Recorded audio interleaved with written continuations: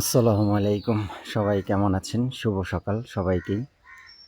তো এই মুহূর্তে আমার বাড়ির পাশে ছোটখাটো একটা মানে পার্ক আছে। সেই পার্কের ভিতরে সকালবেলা একটু হাঁটতে আসলাম। হাঁটতে এসে দেখি যে এত পরিমাণে কুয়াশা পড়ছে যে মানে এক সাইড থেকে আরেক সাইড দেখা যায় না। দেখেন কি অবস্থা কুয়াশায়। তাহলে আমাদের ঢাকা ভিতরে যদি এই ধরনের কুয়াশা পড়ে দেখেন কিছুই দেখা যায় না। তো এই ধরনের কুয়াশা যদি পড়ে ঢাকার ভিতরে তাহলে গ্রাম অঞ্চলের যে যারা কৃষক যা মানে খেতে খামারে কাজ করে, কৃষি কাজ করে, তাহলে তাদের পরিস্থিতিটা কি একবার খালি একটু চিন্তা করে দেখেন। যে দেখছেন এই যে কুয়াশায় কিচ্ছু দেখা যায় না। আসলে কিন্তু ওইখানে একটা এই যে আমার এই হাতের এই পাশে কিন্তু একটা পাঁচতলা একটা বিল্ডিং আছে, ঠিক আছে? এই বিল্ডিংটা পর্যন্ত দেখা যায় না। দেখেন কি অবস্থা পরিবেশটা।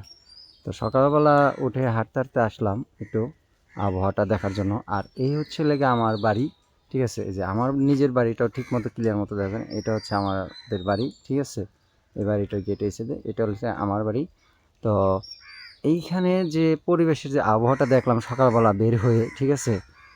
সকালবেলা বাচ্চাকে মাদ্রাসায় দিয়ে আসলাম, দিয়ে এসে ভাবলাম যে একটু হাইটে আসি পার্কের থেকে।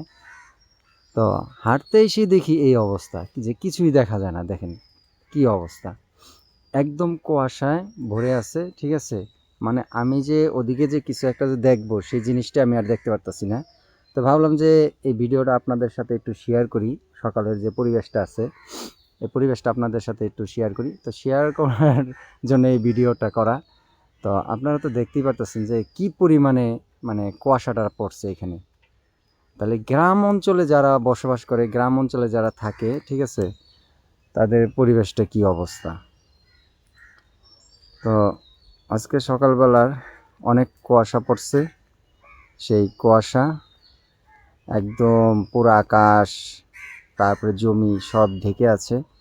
তো আমার চোখে আর কি যতটুকু দেখা যাইতেছে অতটুকু পর্যন্ত আর কি ক্লিয়ার মতো দেখা যাইতেছে। এরপরে আর তেমন একটা কিছু দেখা যায় না। দেখেন কি অবস্থা। আর ঘাসের উপরে দেখেন কি সুন্দর করে নিশির পড়ছে, ঠিক আছে? আসলে কি সকালবেলা, ঠিক আছে, এই ঘাসের নিশিরগুলো দেখার মজাই আলাদা। দেখেন কি সুন্দর নিশির পড়ছে ঘাসের উপরে, দেখছেন? এই যে আমি আপনাদেরকে একটু ভালো করে দেখাই। এই দেখেন এই যে কি সুন্দর করে নিশি পড়ছে ঘাসের উপরে, এই যে দেখছেন, দেখা যাচ্ছে এই যে নিশি। মানে ঘাসগুলো কিন্তু ভিজে আছে, নিশির পরে কিন্তু ঘাসগুলো একদম ভিজা। মানে এতটাই নিশি পড়ছে ঘাসের মধ্যে। তো দেখেন এইখানে অনেক পিঁপড়া ছিল, ঠিক আছে? আমি যেখানটাতে আছি গতকাল বিকালবেলা যখন আসি এইখান দিয়ে যখন যাই তখন কিন্তু এখানে অনেক পিঁপড়া ছিল। দেখেন এই ঠান্ডার কারণে, ঠিক আছে, পিঁপড়াগুলো নেই। পিঁপড়ারও ঠান্ডা লাগে এই দিনে, হ্যাঁ? তাহলে পিঁপড়ার কি পরিমাণে ঠান্ডা যে পিঁপড়া পর্যন্ত সকালবেলা আজকে আর বের হয়নি।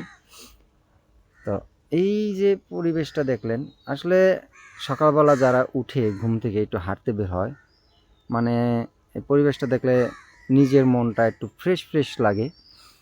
আর সকালবেলা প্রকৃতির আবহাওয়া এমনিতেই শরীরের জন্য অনেকটা ভালো। সবাই বের হবেন। সব প্রকৃতির যে কুয়াশার যে আবহাওয়াটা মনে হচ্ছে কি এখন যতটা বেলা উঠতেছে আমার কাছে মনে হচ্ছে যে তত আরো কুয়াশা মনে হয় বাড়তেছে।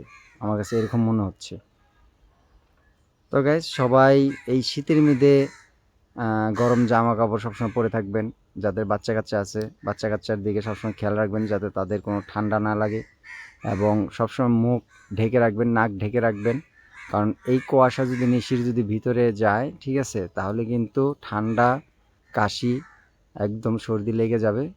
প্রত্যেকেই আপনারা প্রত্যেকেই আপনারা শরীরের দিকে যার যার যত্ন নেবেন, এবং গরম খাবার সবসময় খাওয়ার চেষ্টা করবেন এই শীতের ভিতরে।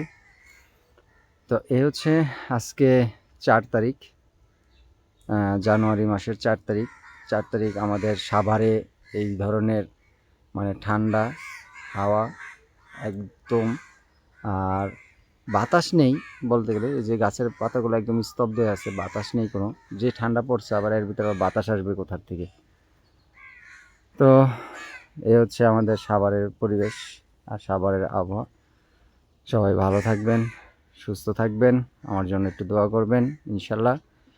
আর এরকম ভিডিও পেতে অবশ্যই আমাকে কমেন্ট করবেন, আমি আপনাদেরকে আরও এর চেয়ে ভালো ভিডিও দেওয়ার চেষ্টা করব। আসসালামু আলাইকুম রহমতুল্লাহি ওয়া বারাকাতুহু।